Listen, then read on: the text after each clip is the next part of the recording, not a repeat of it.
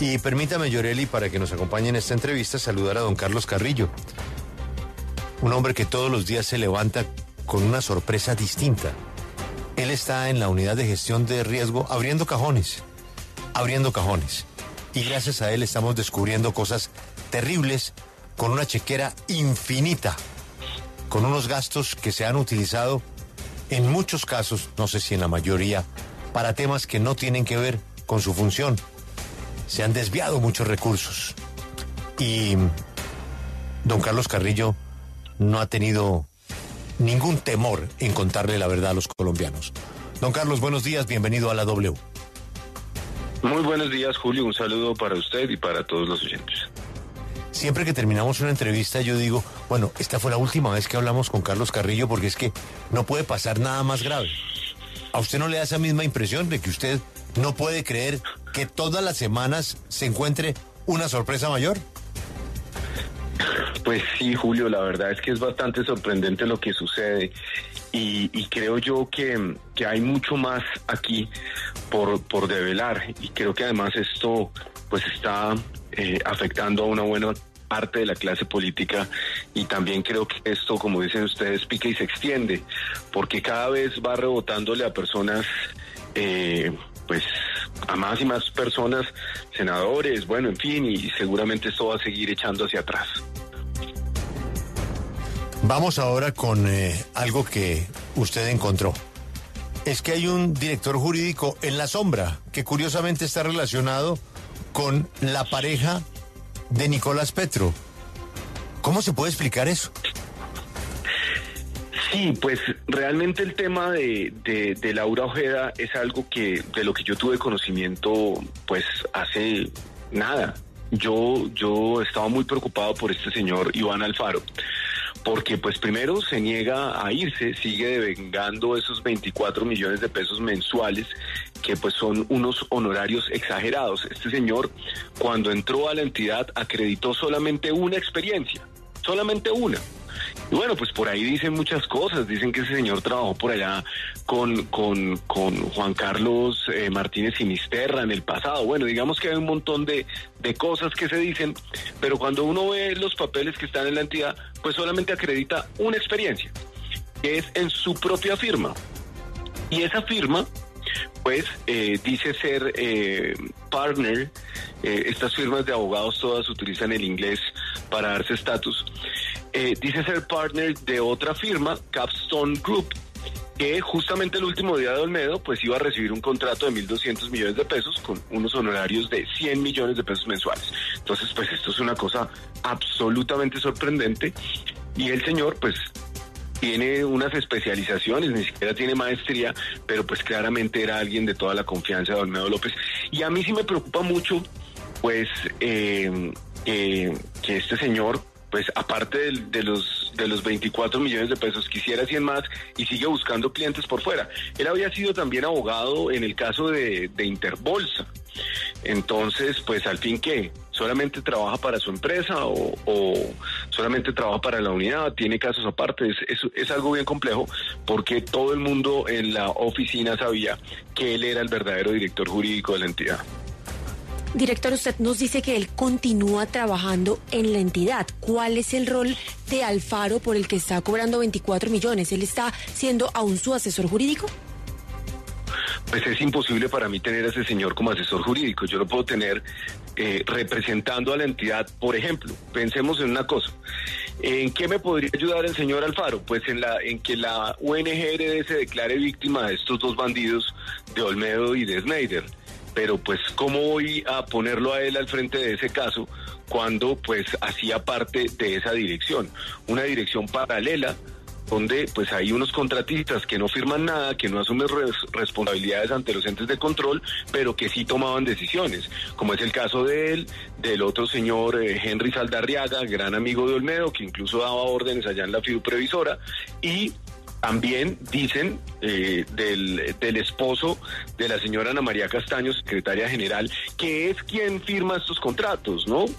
Eso también vale la pena recordarlo. Esa señora que dice que Olmedo no la miraba ni para escupirla, a esa señora el 14 de febrero, pues Olmedo le da ordenación de gastos sin límite de cuantía, y uno de los contratos que quería entregar pues era este de 1.200 millones de pesos a la firma Capstone Group. Sí. Bueno, lo voy a meter en problemas, doctor Carrillo, pero con la misma transparencia y sinceridad con la que usted ha actuado desde que asumió el cargo, ya podemos hablar de que se identificó la mano del hijo del presidente de la República, de Nicolás Petro, en la Unidad para la Gestión del Riesgo, tal y como lo había advertido Day Vázquez, su exesposa, en diciembre. Pues vea que a mí me parece que en ese tema de Nicolás Petro hay que decir las cosas con claridad, pero si bien hay un grupo de personas que son de Ciénaga de Oro, yo creo que son unos perfiles bastante diversos. Y tampoco podemos decir que por el hecho de ser de Ciénaga de Oro y de haber crecido cerca en el mismo barrio o ser amigos de Nicolás Petro, pues no tienen derecho a trabajar en la unidad. Y le voy a dar nombres concretos. Por ejemplo, el ingeniero Ripoll. El ingeniero Ripoll es de Ciénaga Magdalena. Yo lo encuentro ahí contratado con unos honorarios pues normales, en mi opinión. Es un ingeniero con una especialización, con una maestría en Alemania, que tiene una OPS como de unos 11 millones de pesos. Eso con factor salarial es un salario como de 7, ¿cierto?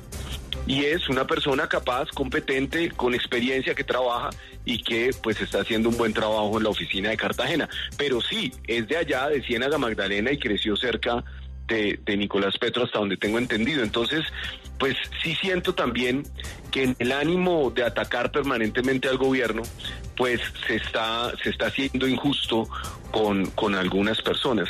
El caso del señor Ginás, que ha sido tan ruidoso porque tiene unos honorarios muy altos, pues yo no entiendo qué gobierno no gobierna con la gente que hace campaña. Por ejemplo, en el gobierno Duque, los amigos del colegio de Duque pues entraron al gobierno, los amigos del colegio. Y Barbosa era el compañero de pupitre en la Sergio Arboleda. Pues, ¿cuál es el problema de que un gobierno meta en el gobierno a las personas que hicieron campaña y que hacen parte del proyecto político? Como es el caso del señor Ginás. Sin embargo, pues el contrato de Ginás se acaba este mes. Yo no lo pienso renovar, lo hablé con él y bueno, pues el señor Ginás no seguirá trabajando en la entidad. Creo que pues es un ruido además innecesario. Sí, pero director, a propósito de eso que usted nos dice, entonces, ¿por dónde llegó el señor Alfaro a la Unidad Nacional de Gestión de Riesgo? Usted ya nos mencionó a la exsecretaria que tenía ahí, pues que usted se dio la pelea por sacarla, pero ¿por dónde entonces se puede decir que llegó? ¿Quién está detrás de él? Yo he dicho que la dirección de Olmedo es una dirección que se conoció por Tinder.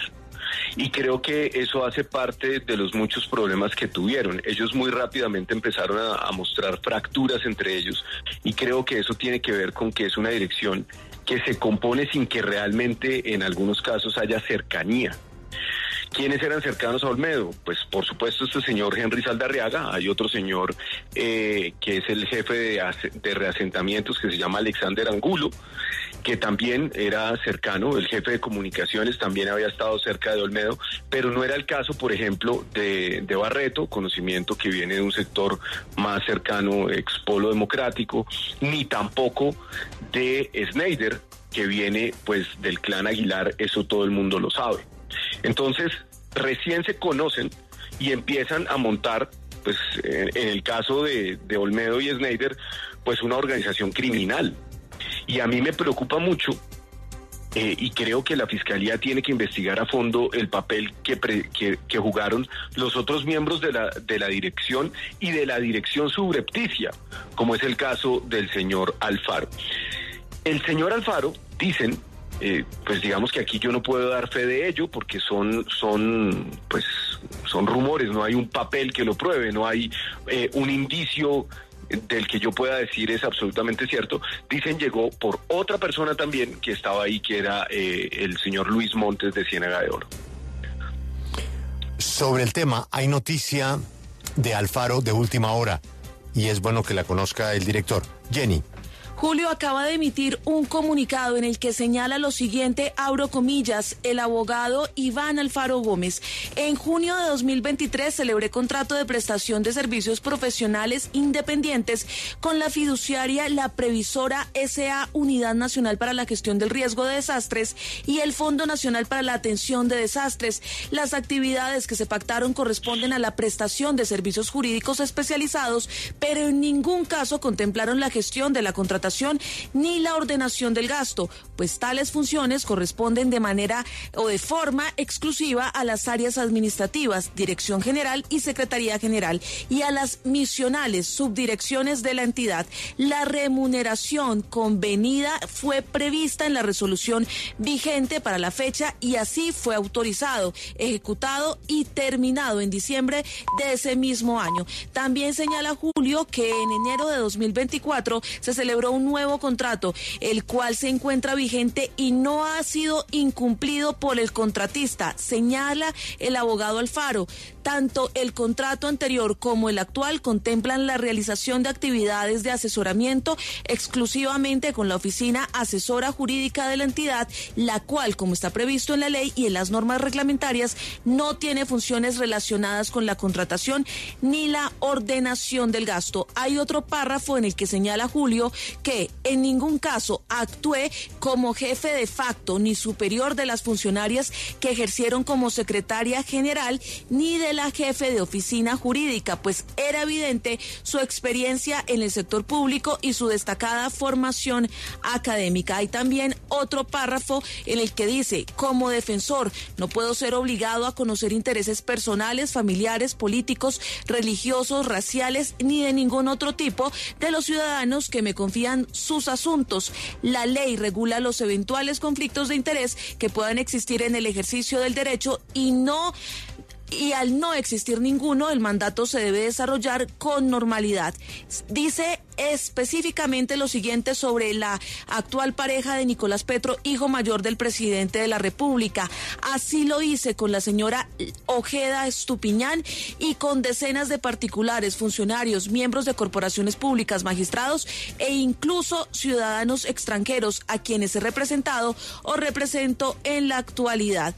Dice que rechaza de manera categórica que se haya estigmatizado a la ciudadana que represento, se le vincule con alguna irregularidad o supuesta remuneración indebida, pues se trata de asuntos disímiles que no tienen relación alguna con las conjeturas maliciosas que han querido afectar a su familia solo por motivaciones políticas, pasiones coyunturales o intereses electorales de quienes acceden a la función pública y tergiversan la información, Julio. Pues partiendo de lo que está diciendo aquí el abogado Alfaro, señor director de gestión del riesgo Carlos Carrillo, yo quiero que miremos un poco más hacia atrás, porque si hay algo en lo que se ha insistido, tanto desde el presidente como desde el ministro del Interior, que fue uno de sus predecesores en gestión del riesgo, es que hay que mirar más hacia atrás. Usted que sigue abriendo cajones, como dice Julio, ¿qué ha encontrado del pasado de la entidad? Para no quedarnos únicamente con lo que ocurre hoy, sino con lo que ocurrió en administraciones previas. Vea, esto es algo verdaderamente sorprendente. Por estos días han estado hablando de la desaparición de 69 cajas del archivo. El atraso documental de la entidad, pues es una cosa que no tiene ninguna justificación. Pues imagínense, hoy ya estamos en que la inteligencia artificial traduce simultáneamente y en la unidad no hay ni siquiera un software que deje trazabilidad de lo que hacen los contratistas. Pero el archivo físico, y esto es bien curioso porque hay que ver los tiempos, cuando se da la victoria de este gobierno, cuando la administración del señor Mono, del polémico Mono, que pues increíblemente ha pasado muy de agache, no como Olmedo. En la administración del Mono se contrata, se hace un convenio interadministrativo para digitalizar el archivo. Y se firma en el gobierno anterior, y en el gobierno anterior salen las 5.710 cajas con el archivo de la entidad. Cuando regresan, que quien pide que se retornen es esta señora Ana María Castaño, pues aparecen menos de las cajas, pero ni siquiera es claro qué se perdió porque no está foliado. Aquí el asunto no es cuántas cajas hay, sino cuántos folios había dentro de esas cajas. Y es verdaderamente sorprendente porque cualquier persona con un poco de malicia podría creer que justamente un gobierno que se ve de salida, que sabe que viene un gobierno que es su contradictor político, pues podría empezar a escarbar en esos archivos y se da ese muy extraño contrato en el que sin ninguna custodia el archivo físico sale de la entidad. Entonces, pues cualquiera puede pensar que esto lo hizo esa administración anterior con el fin de ocultar algunas huellas o algunos pasos. Si usted se ve, a mí me sorprendió mucho en la oficina de Cartagena. Nosotros tenemos una oficina en Cartagena, además con una bella vista a Boca Grande. Hay una oficina que dice vicepresidencia. Eso es muy extraño porque en la unidad no hay vicepresidencias, hay subdirecciones y una subdirección general. Pues dicen que esa era la oficina de Marta Lucía Ramírez, madrina, autodenominada madrina de Cartagena y autodenominada madrina de Mocoa, en donde no se hizo nada. Y ni hablemos de Providencia, porque es que los contratistas de Providencia ni siquiera fueron capaces de entregar a satisfacción muchas de esas casas y tampoco fueron capaces ni siquiera de sacar la basura que hoy se convierte en una amenaza latente para la isla. Yo creo que aquí hay mucho que investigar. El tema de la maquinaria amarilla es billonario. Entonces, pues yo sí espero que todo este escándalo tan lamentable que además pues tiene a la entidad en una situación pues muy triste para los empleados probos. Yo sé que ahí hay funcionarios que trabajan y hacen bien su labor, pues eso haga que los medios que los entes de control, que la Fiscalía y la Corte Suprema, porque claramente aquí hay aforados en esto. Recuerden que el escándalo de las marionetas, que es el escándalo probado más grave del gobierno Duque de corrupción, probado. El señor Ciro Ramírez está en la cárcel, el señor Pierre García está prófugo de la justicia, el señor Mario Castaño está muerto, pero antes de morir fue condenado, pues también fue metido en esto y bueno, digamos que yo estoy seguro que para atrás también hay cosas muy graves. Olmedo, en mi opinión, llegó a querer hacer lo mismo que habían hecho en el pasado, pero pues por supuesto no lo logró, entre otras por su enorme torpeza. Pero hay una cosa que sí me sorprende de lo que dice el señor Alfaro, y es su cinismo. Yo le pedí a ese señor que terminara anticipadamente el contrato, porque es que cuando usted tiene un contrato con una labor, con un objeto tan amplio, pues digamos que casi cualquier cosa cabe. Pero justificar que la tabla no llega a 24 millones de pesos, eso es una excepción. Se supone que el señor tiene esos honorarios tan abultados que son casi de magistrado, ¿no? O sea, un ex magistrado de una alta corte pues puede aceptar un contrato por ese tipo de honorarios y eso es razonable. Sí. Pero el señor Alfaro tiene una excepción supuestamente por servicios altamente calificados. ¿Y cómo va a prestar esos servicios altamente calificados a una dirección que no confía en él? Yo no le puedo pagar 24 millones de pesos para que responda a PQRs. Entonces, pues lo que hice fue pedirle que terminara anticipadamente, cosa a la que se niega, porque sigue teniendo intereses en la entidad y eso es absolutamente evidente. Se la pasa rondando por ahí, se la pasa dando vueltas alrededor ahí de Conecta y todo el mundo sabía perfectamente que él era el jefe jurídico de facto, que la directora jurídica pues simplemente pues era una subalterna de él. La dirección jurídica está llena de gente que es de él, personas que trabajaron en su empresa. Y es tan cínico que se atreve que el día que el barco se está hundiendo, que es el 29 de febrero, la señora Ana María le vaya a sacar un contrato por 1.200 millones de pesos a Capstone Group Attorney at Law SAS, que aquí le digo el NIT, 90062-76686, dirección Carrera Primera Este 7288 en Bogotá. Sí, esa empresa, director. Y fíjese una cosa que me parece importante, si me permite un segundo. Cuando usted busca en el directorio de empresas de portafolio a esta empresa Capstone Group, lo que dice arriba en el HTTP es Padilla, Sudheim, Alfaro, Gómez SAS. ¿Por qué? Pues porque es la misma empresa. Es la misma empresa que unos meses antes de que el señor pues empezara su tarea aquí, le pertenecía a él y al señor Padilla, el creo exsecretario jurídico de los Char.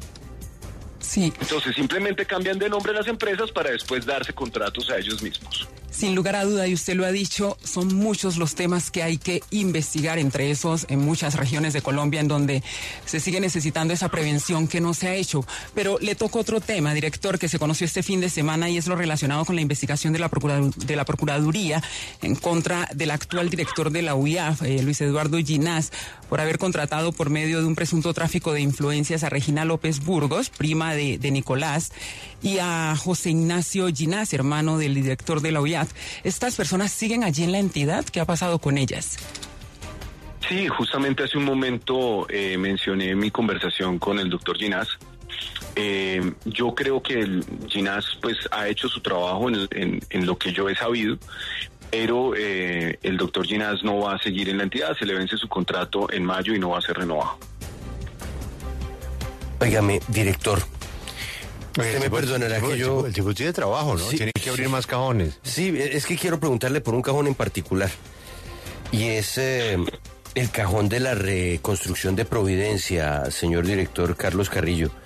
Porque recuerde usted que en su momento mucho se dijo sobre unos presuntos sobrecostos que en su momento fueron justificados por el gobierno Duque.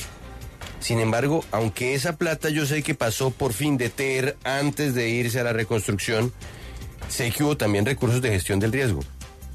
¿Usted ha encontrado algo al respecto? Lo que encontré en mi visita a Providencia, por cierto, este jueves regreso a Providencia a un debate de control político de la representante J-PAM. Lo que yo encontré en Providencia es una isla que aún no se recupera de esa tragedia espantosa que fue el huracán Iota, y una reconstrucción que no dejó satisfechos al pueblo raizal en Providencia. ¿Por qué? Porque, pues, si bien usted ve las casitas y las casitas se ven bien, pues lo que dicen quienes las habitan es que hay muchos problemas que no quedaron resueltos. Y justamente en estos días visité la casa de unos arquitectos que han trabajado muchos años en San Andrés y hablamos del tema y me mostraron algunos proyectos. Y uno después cuando lo compara con lo que hay ahí, uno dice pues creo que los isleños en muchas cosas tienen razón. El tamaño de la zona segura es realmente diminuto. La calidad de las maderas, pues es que hay unas casas que no llevan ni un año entregadas y ya empiezan a mostrar serias deficiencias, y a mí pues me preocupa enormemente el futuro de esa isla. Yo espero que ni este año, ni en 10, ni en 20 la isla sea golpeada por otro huracán, pero con una inversión tan gigantesca como la que se hizo, esas casas deberían haber sido perfectas. Estamos hablando de casas de más de 700 millones. Por supuesto que es costoso construir en la isla, pero pues es que en últimas son unas pequeñas casitas de madera con apenas un bañito de 2x1 como zona segura. Y ellos, por ejemplo, se quejan mucho de las cisternas. Ellos siempre han tenido mucho cuidado con la recolección del agua lluvia. Bueno, en fin, yo sí creo que ahí pasaron cosas que hay que investigar a fondo, porque la cantidad de dinero y la mediocridad en muchos casos de la obra, pues sí está ahí. Hay muchas cosas que ni siquiera se hicieron. Yo no puedo creer que ese contratista que hizo esto y que los señores de Findeter no hayan sido capaces de sacar la basura. No fueron capaces de sacar los escombros, y esos escombros se convirtieron en basura que hoy tiene vectores de exiliados que afecta a la comunidad y que sobre todo en el momento en el que llegue otro huracán pues se van a convertir en proyectiles que pueden hacerle un enorme daño a la isla. Entonces pues ahora nos toca, sea como sea, sacar esa basura, cueste lo que cueste, pero esos son incumplimientos del contratista. Entonces, pues sí, es muy preocupante. Yo le digo, Juan Pablo, yo no puedo hacer afirmaciones categóricas, ni más faltaba, yo no soy juez, pero sí creo que los organismos de control deben ponerle la lupa al tema de Providencia. Director, y ya que nos fuimos a las regiones, de hecho tengo un tema que vamos a publicar en las próximas horas aquí en la W, y es que en Chocó se decretó la emergencia por la vía, la tragedia que ocurrió en la vía el 12 de enero de este año, y esa emergencia la tenía que implementar, o todas las medidas de esa emergencia las tenía que implementar la Unidad Nacional para la Gestión del Riesgo, y lo que me dicen es que no se ha hecho nada. ¿Qué pasa allí? Perdón un segundito, ¿me repite la pregunta? Es que no lo escuché. Tras el desastre que ocurrió en Chocó el 12 de enero de este año, en el que 39 personas murieron en la vía Quibdó-Medellín, se decretó la emergencia. Esa emergencia traía unas medidas que debía implementar la Unidad Nacional para la Gestión del Riesgo, y lo que me dicen es que no se han implementado esas medidas, no se ha hecho nada. La unidad hasta la fecha no ha hecho nada al respecto. Pues vea, en el tiempo que yo llevo al frente de la entidad, de hecho mi primera salida de Bogotá fue al Chocó, en el momento en el que hubo una nueva creciente en el Alto Baudó. Yo me he reunido con la señora gobernadora, estamos avanzando no solamente en el envío de ayudas humanitarias, sino también en el avance de las obras y de todos los pendientes. La unidad tiene, no solamente por el tema de ese deslizamiento tan lamentable, pero tiene otras muchas obras en el Chocó, y yo sí creo que es uno de los departamentos donde debe haber más énfasis de trabajo. Por eso para mí fue tan preocupante encontrar que la subdirección de reducción, que es la encargada de mitigar el riesgo, pues también el 29 de febrero, el último día, el día que se hundía el barco, le entregó el 80% de su presupuesto a Corpurabá y a Corantioquia. En estas jugadas tan sucias que hizo el señor Sneider Pinilla en la noche final, pues digo yo, como un delincuente en la mitad de la noche firmando, porque al desfinanciar la subdirección de reducción, pues no se puede destinar recursos a lugares que probablemente lo necesitan más que Antioquia, como es el caso del Chocó. Y algo que pues me parece importante destacar de estos 2 meses que llevo en la unidad, pues es que también recibimos una generosa donación por parte del gobierno chino, justamente para atender ese punto en donde se dio esa tragedia.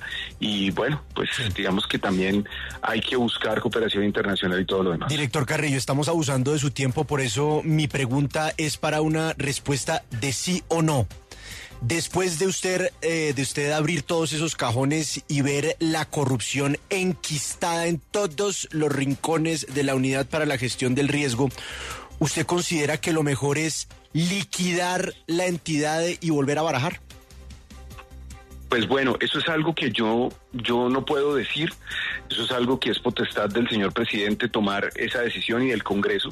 Esta entidad nace alrededor de la ley 1523 y requeriría de un trámite en el legislativo. Ahora, lo que sí es claro es que no creo que nadie, ningún congresista de ningún partido, pudiese negarse en este momento a revisar esa ley o a revisar la naturaleza misma de la entidad. Pero es que el problema no solamente es que la entidad tenga esos superpoderes, sino el problema es la clase política colombiana, que ha demostrado no tener contemplación con las personas más vulnerables de este país y las que más necesitan los recursos, y los han saqueado, sea el gobierno que sea.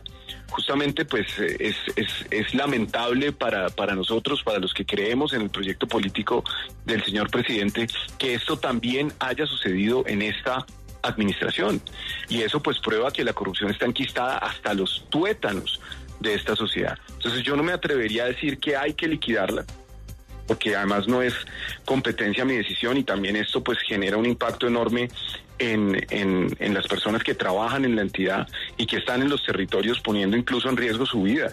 Esto es una entidad muy 4x4, Lucas, ¿no? Esto no es una entidad de cócteles esto es una entidad de ir a los lugares más remotos, que es donde efectivamente están los problemas, que son de todo tipo.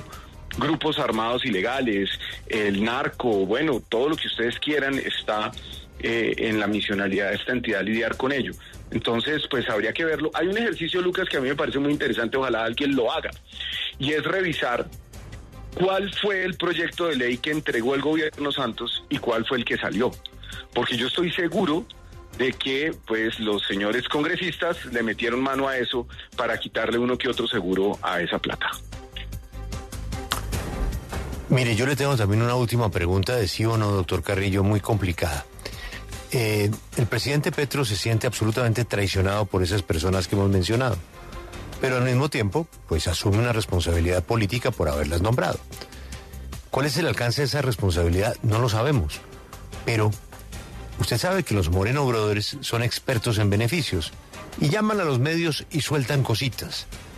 Olmedo tiene 30 nombres de congresistas, beneficiarios de contratos, por ejemplo, de ese robo cruel que es el de las ollas comunitarias. la comida para la mojana, para lugares muy pobres. Pues los contratos se los dieron a políticos para que se ganaran la platica. Pero, director, esos contratos se los dieron a los políticos a cambio de que votaran reformas. ¿De acuerdo? Pues eso es algo que yo de ninguna manera puedo afirmar. Yo no puedo decir sí o no a eso, porque hace parte además de esa investigación. Pero pues la Corte Suprema es la que debe determinar si eso se dio, y si eso se dio, pues esos congresistas deben irse a la cárcel, y también quien les ofreció el dinero, porque el cohecho va en doble vía. Aquí en Colombia ha habido cohechos de una sola vía, pero pues cuando se dan ese tipo de transacciones, ambas partes son culpables y deben responder. Ahora, una cosa que sí debo decir es que el señor Olmedo López y el señor Snyder Pinilla hablan mucho del gobierno y hablan mucho de los congresistas, pero no dicen absolutamente nada de los contratistas y tampoco hablan de la plata. Yo creo que los Moreno Brothers deberían ocuparse más bien por eso, porque sus clientes empiecen, si de verdad tienen intenciones de cooperar con la justicia, pues a hablar de los contratistas que les dieron el dinero. Eso es muy importante, porque cuando usted ve quién es el contratista, después puede ver quién está detrás del contratista, que en muchos casos desgraciadamente es un político. Y pues a devolver la plata, porque si no yo no les creo esa buena intención. Y una última cosa que me parece, es un dato curioso, casi que anecdótico. El señor Iván Alfaro en su cuenta de X, pues comparte bastante los trinos del señor Moreno. Y bueno, hace llamados a las segundas oportunidades. No sé si de pronto en su larga carrera como abogado, pues el señor Iván Alfaro también sea cercano a los Moreno Brothers. Pues el problema es que para los Moreno Brothers son mejores los contratos de los que llegaron primero, que tienen mucho que contar, al que va llegando de último, que le queda poco que contar. Pero ellos son muy creativos. Director Carlos Carrillo, desde la Unidad de Gestión y Riesgo, gracias por atendernos. Ha sido usted muy amable y mucha suerte en esa difícil misión que aceptó. Muchas gracias, Julio. Un saludo.